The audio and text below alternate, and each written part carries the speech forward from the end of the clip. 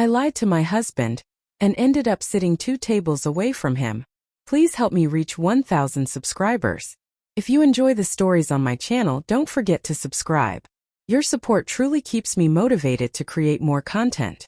Now, let's get into today's story. I told my husband I had a work dinner. Technically, it wasn't a lie.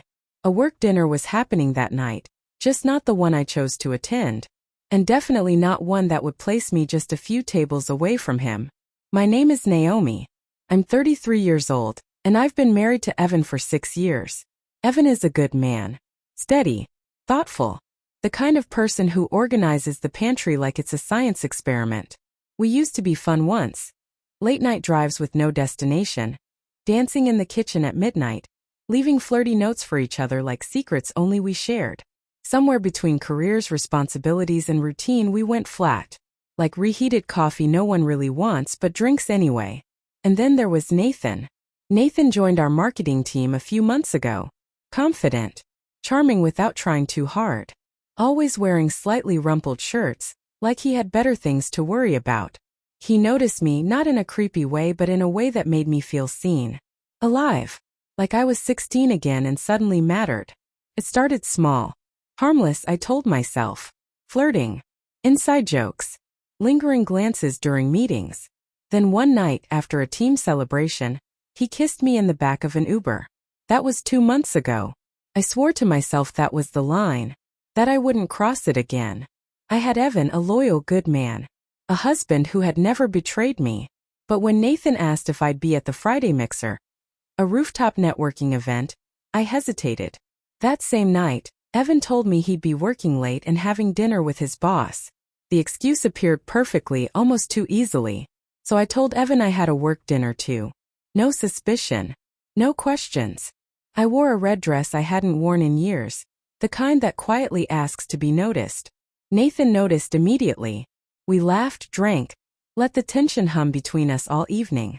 When his hand rested on my lower back, I didn't stop him.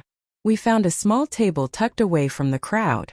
I leaned in, whispering something meaningless and flirtatious when suddenly, the air changed. That instinct you get when something is wrong hit me hard. I turned my head, and there he was. Evan. 2 tables away. He wasn't alone. His boss sat with him, and a woman I didn't recognize. Evan hadn't seen me. Not yet. He was smiling, laughing, looking lighter than I'd seen him in months, happy, free. My stomach dropped. Nathan asked if I was okay.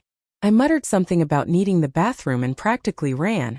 Locked in a stall, my heart pounding, I stared at my phone and texted Evan. Dinner going well? A moment later his reply came. Yeah, just wrapping up. You? I lied. Same. Leaving soon. I flushed the toilet for noise, took a breath and went back out. I told Nathan I had a headache and needed to leave. He offered to walk me out. I refused and slipped out through the side door. At home, I stared at myself in the mirror. I didn't just look guilty. I looked lost. Evan came home an hour later. I pretended to sleep. He kissed my forehead gently like always. I didn't sleep at all. The next morning was painfully normal. Coffee. Small talk. Evan mentioned dinner. How his boss brought in a new consultant, how she was hilarious, how he hadn't enjoyed a night out like that in a long time. And I'd seen it. That spark. Something I hadn't given him in years. I avoided Nathan all week. He got the message, but the guilt followed me everywhere. Then one afternoon, Evan texted. Want to go to dinner tonight? Just the 2 of us. I agreed too quickly. He took me to one of our old favorite places. Quiet, warm, intimate. Halfway through dessert, he leaned forward. So, he said calmly, how was your other work dinner last week?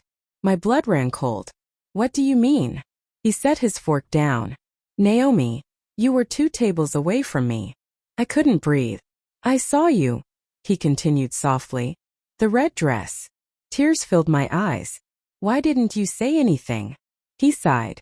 I wanted to see if you'd tell me yourself. I was scared, I whispered. Of what it meant. Of what I'd done. Of what it said about us. He nodded. I didn't confront you because part of me needed to know if I still mattered enough for you to care. That broke me. I do care, I said. More than you realize. I just felt invisible. His voice cracked. So did mine. I didn't sleep with him, I said. But I won't pretend it meant nothing. I know, he replied. We sat there, two people stripped of excuses, finally honest after years of silence. I don't know what comes next. Therapy, long conversations, time, maybe all of it. But I know this. The night I lied, I thought I could control everything, the secret, the thrill, the marriage. But life has a way of sitting just 2 tables away waiting. Because secrets never stay hidden. Especially when love is still watching.